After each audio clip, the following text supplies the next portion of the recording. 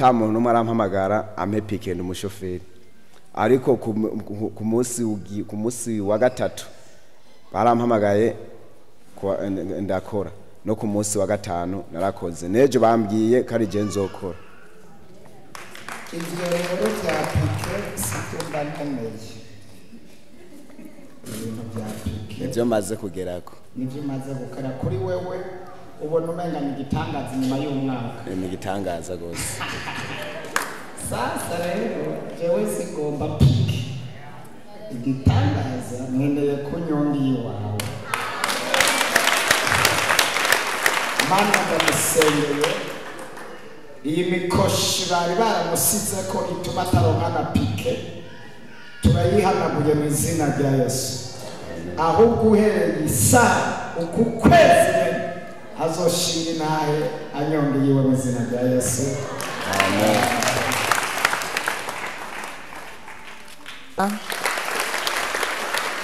dukomera amashi uw'Imana dushize imbere ibintu jewe ngira nshinga intahe y'ukungene mfise ukwizera jewe mu ndwi zibiri ziheze nari mfise urubanza ruguru kandi ntigwari rwari urubanza rw'aho banyaze parcelle ariko naburana n'umuntu akomeye ariko ku kwizera urwo rupangu rwanje bararunshikirije uca ngenda muri iryo joro nka saa 9 z'ijoro nagiye numva bantelefona ngo umwana wanje ngo biranse gose ngo ibintu birikora murya mu maguru jewe ncangira yerekwa ndondera uyu mukozi w'Imana Imana yadushize imbere ntivyoroshe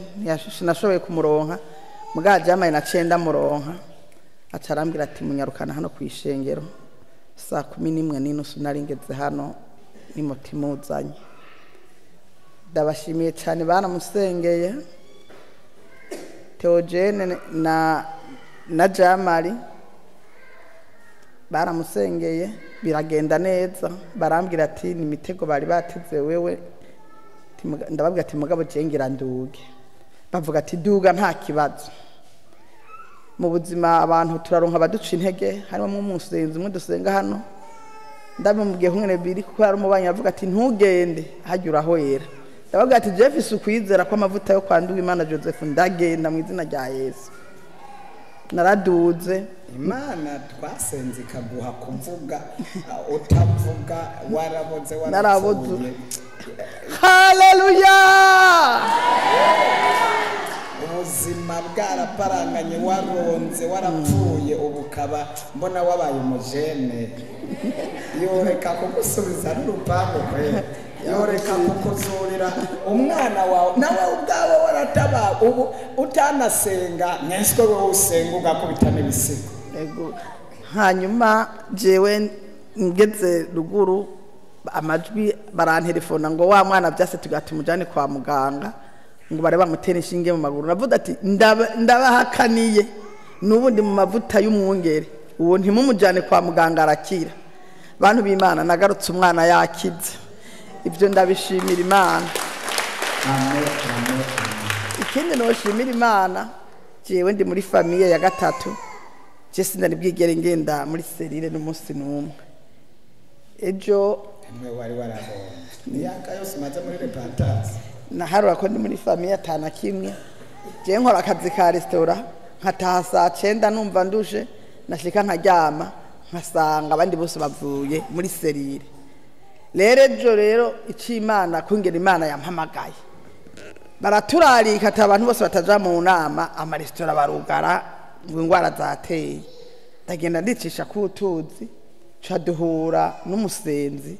ambwira ati ugiye he cengiye mu nama chef de zone irikirabera ngaho iwacu ngushanga nenda kubwira ngo nanje ngiye muri serire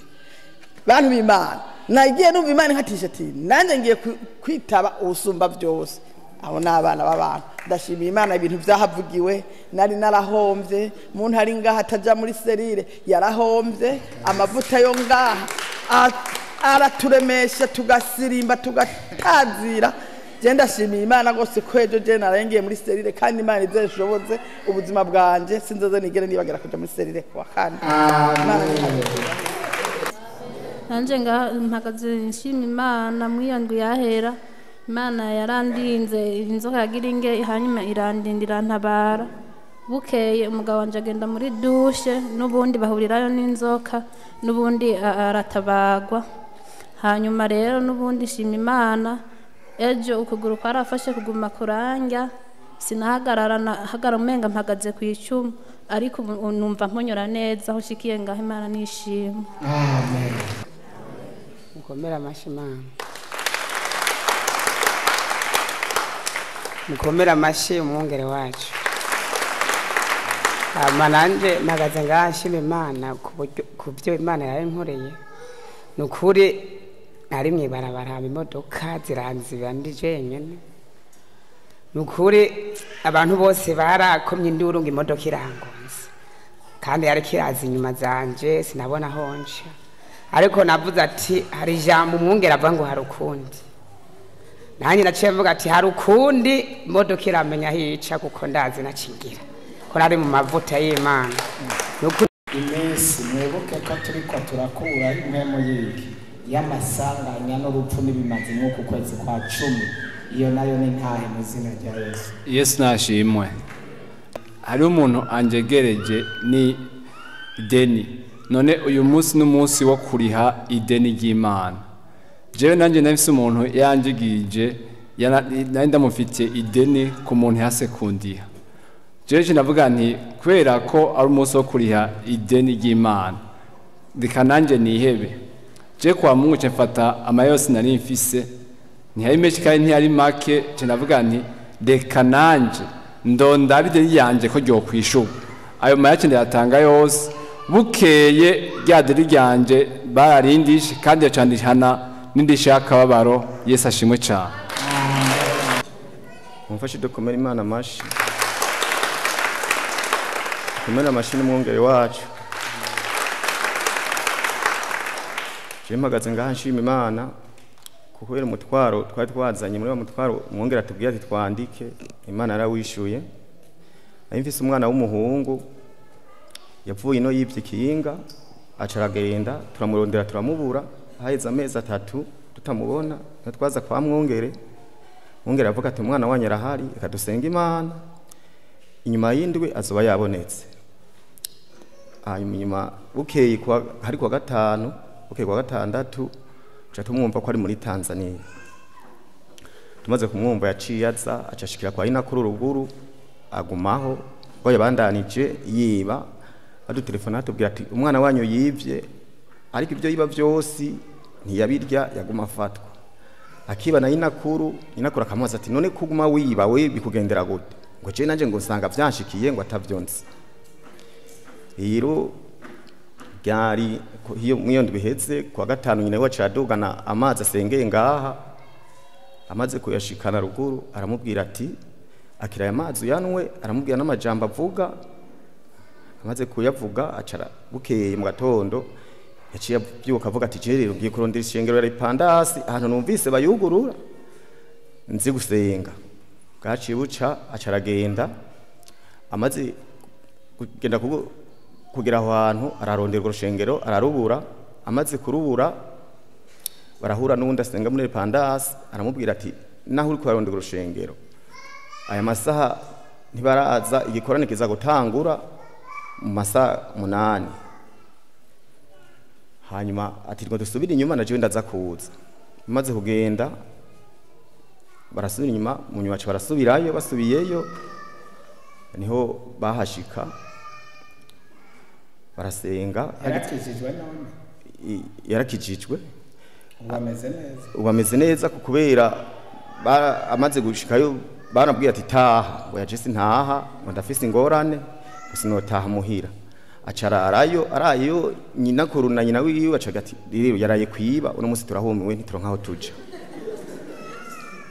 Ijoro ryose hageze igikoma bagatoni wa muhungu bafashe ari kwiba ariko bukeye nyina wiwe bwakeye nyine agira ati reka nje kuraba kwishengero ko ariyo yagiye.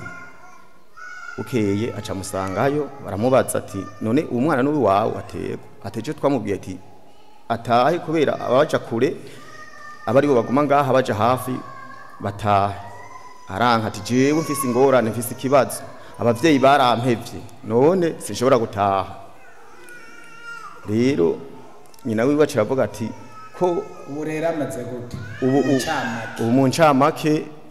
yakijijwe kuko na telefone mwarimu arambwira ati ubu mu gatondo muri burakeye ntasiba kandi yaciye ajya mu muhari wo kuririmba ati none ubu mbona bimeze neza nta ngorane ati kandi kigize kabiri yaciye adutelefona atubwira ati tumugure igitabo c'indirimbo na bibiliya rero turashima Imana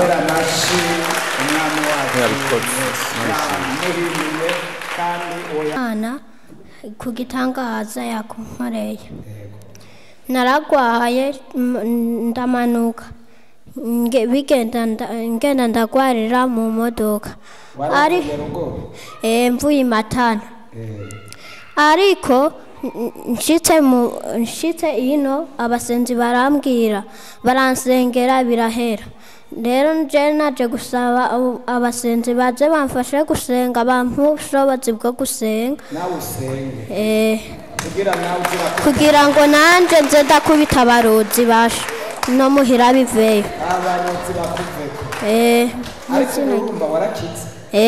icyo usaba ubushobozi